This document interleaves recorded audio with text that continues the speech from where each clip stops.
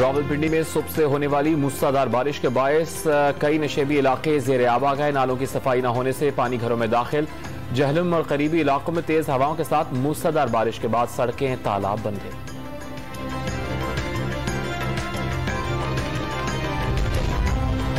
Monsoon का नया मजबूत सिस्टम आज रात तक मुल्क में दाखिल होने का इम्कान। 18 जुलाई तक मूसलाधार बारिशों की पेशगोई। महकमा मौसमियात ने अंदरूनी सिंध कल सुबह कराची में शाम से बारिश की पेशगोई कर दी।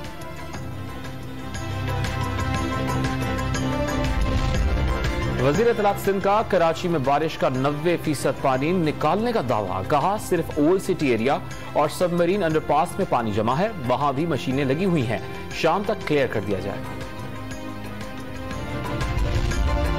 कराची के इलाके लियारी खड्डा मार्केट में 4 मंजिला खाली इमारत गिरने से एक शख्स जाँ बहक। चीफ सेक्रेटरी सिंध ने वाक़े का नोटिस ले लिया। आलमी मंडी में खाम तेल की कीमत 3 माह की कमतरीन सतह पर पहुंच गई। अमरीकी खाम तेल $8.25 फी बैरल और बरतानवी खाम तेल $7.6 फी बैरल सस्ता। वजीर आज़म ने फायदा आवाम तक पहुंचाने का फैसला किया।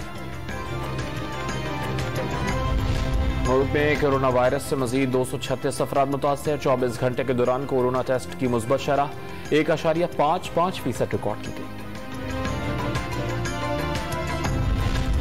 पाकिस्तानियों के लिए हज इंतजामात में बदनज़मी। मकातिब में गैर कानूनी तौर पर पाकिस्तानियों को ठहराया गया।